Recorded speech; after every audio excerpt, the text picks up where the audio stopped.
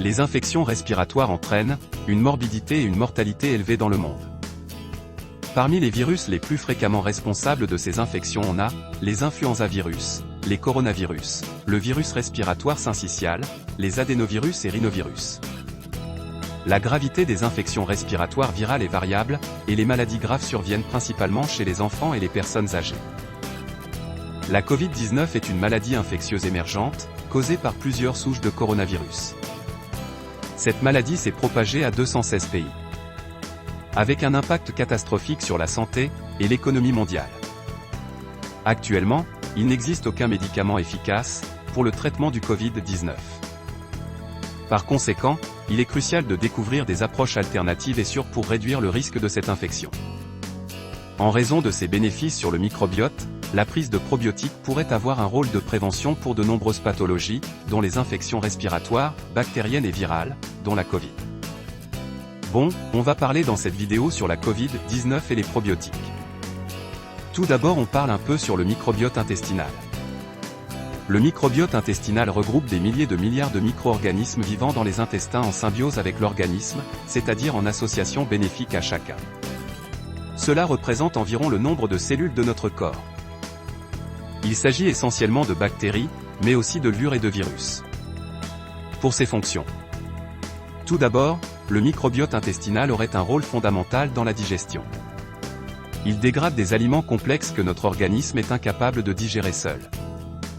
Il protège contre les pathogènes, en occupant la place, mais aussi et surtout en dialoguant avec le système immunitaire.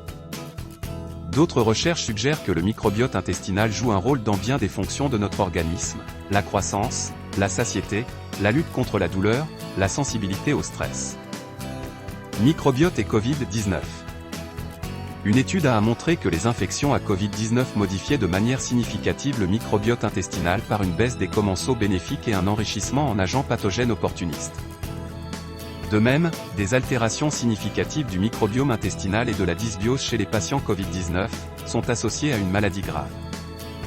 De nombreux patients présentent des symptômes gastro-intestinaux, ces symptômes sont en corrélation avec la gravité de la maladie.